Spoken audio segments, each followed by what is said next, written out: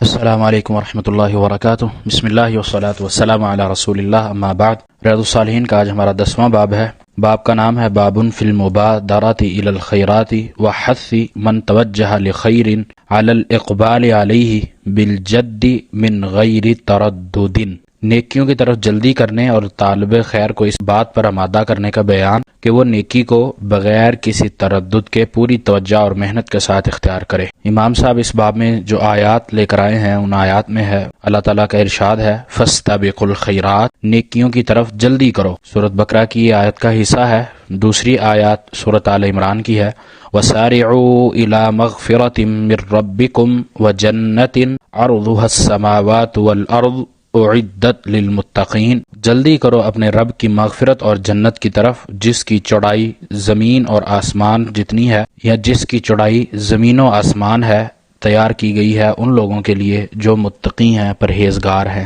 حدیث 87 ہے،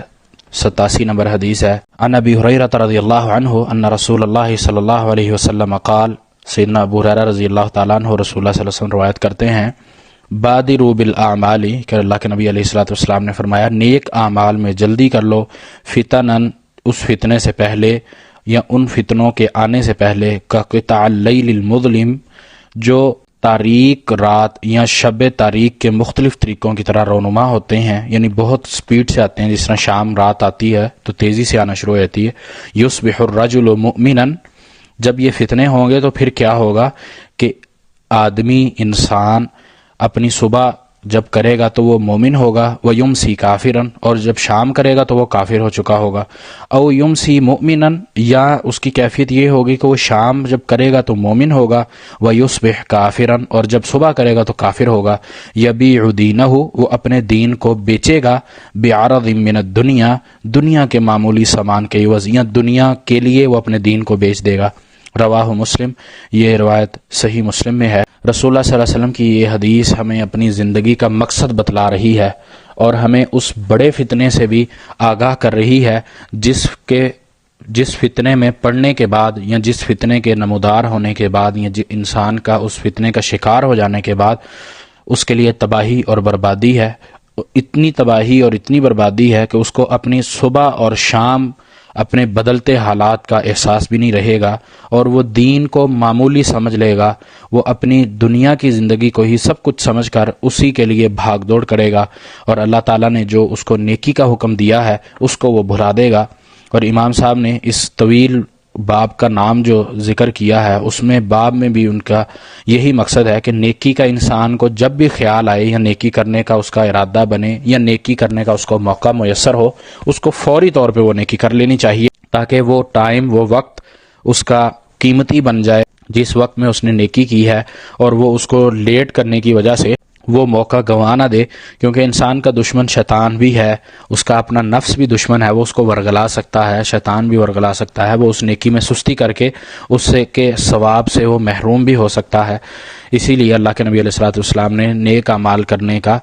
جلدی کرنے کا حکم دیا ہے کہ جب نیک اعمال کرو تو اس کو فوری طور پہ ادا کر دو، اس کو سوچو نہیں یا اس میں تاخیر کرنے کا بالکل بھی ارادہ مت کرو۔ جیسے ہی نیکی کرنے کا خیال آتا ہے یا موقع ملتا ہے اس کو فوراً ادا کر دینا چاہیے، کیونکہ یہ اللہ کی طرف سے انعام بھی ہے انسان پر کہ انسان کو اللہ تعالیٰ موقع میسر کرتا ہے، اس کو توبہ کرنے کا موقع میسر کرتا ہے، اور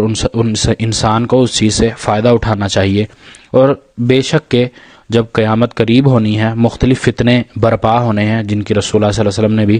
توثیق کی ہے، آپ صلی اللہ علیہ وسلم نے کئی نشانیاں بھی بتلائی ہیں۔ انہی نشانیوں میں سے یہ بھی ہے کہ یہ فتنے اس طرح پھوٹیں گے جس طرح رات کا اندھیرا جلدی سے چھانا شروع ہو جاتا ہے، تیزی سے رات پھیلنا شروع ہو جاتی ہے، اس طرح فتنے آئیں گے۔ اور ان فتنوں کا ایک حصہ یا ان فتنوں کی ایک علامت یہ بھی ہوگی کہ انسان شام کو سچ کہہ رہا ہوگا، صبح کو وہ اپنی بات جھٹلا رہا ہوگا، شام کو وہ ایمان والی بات کر رہا ہوگا، صبح کو وہ جھوٹ والی بات کر رہا ہوگا، شیطانی بات کر رہا ہوگا، اس کا ایمان پختہ نہیں ہوگا، اور وہ صبح و شام اپنے ایمان کی کیفیت، اپنے اعمال، اپنے شب و روز جو ہوگا وہ اللہ کی معصیت میں کرے گا۔ ایک وقت میں وہ اگر نیکی کرتا ہے تو اگلے وقت میں وہ اللہ کی معصیت کرے گا، اللہ کے بتلائے ہوئے حکم سے ہٹ جائے گا، تو وہ اس طرح اپنے لیل و نہار کو بنا لے گا اور اس وقت اس کے لیے تباہی ہے، ہلاکت ہے۔ اسی طرح وہ لوگ جو دنیا کی غرض سے یا دنیاوی مقاصد کے لیے یا دنیاوی معاملات میں اتنے مشغول ہو جاتے ہیں کہ وہ دین کو بھول جاتے ہیں اور دین کو وہ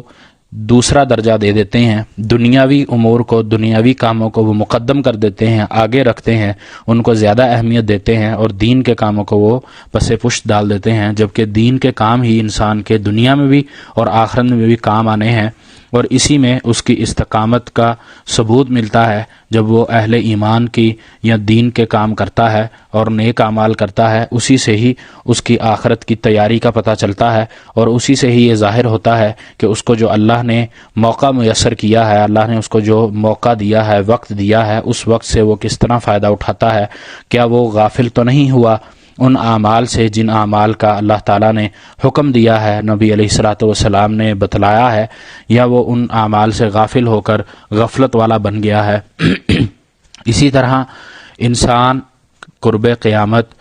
وہ کام کرے گا جن کاموں سے اس کو ظاہراً فائدہ میسر آتا ہوگا، یا جس کام کے اس کو یہ ظاہراً پتہ چلتا ہوگا کہ یہ کام کرنے میں مجھے فائدہ ہے، اس میں وہ دنیا یا آخرت کی غرض و غایت کو بھول جائے گا، صرف وہ یہی دیکھے گا کہ اس سے مجھے فی الوقت اس وقت کیا فائدہ ہوتا ہے، وہ اس فائدے کو حاصل کرنے کے لیے دین کو بھلا دے گا۔ اللہ تعالیٰ سے دعا ہے کہ اللہ تعالیٰ ہمیں صحیح سمجھ کر عمل کرنے کی توفیق دے اور ہمیں ان فتنوں سے محفوظ رکھے جن فتنوں کا اس حدیث میں ذکر کیا گیا ہے، اور ہمیں وہی ایمان عطا کرے، اسی طرح ہمیں مومن بنائے جو صبح بھی مومن ہو اور شام بھی مومن ہو، شام بھی مومن ہو اور صبح بھی مومن ہو۔ اللہ تعالی ہمیں عمل کی توفیق دے۔ وما توفیقی الا باللہ، علیہ توکلت و الیہ انیب۔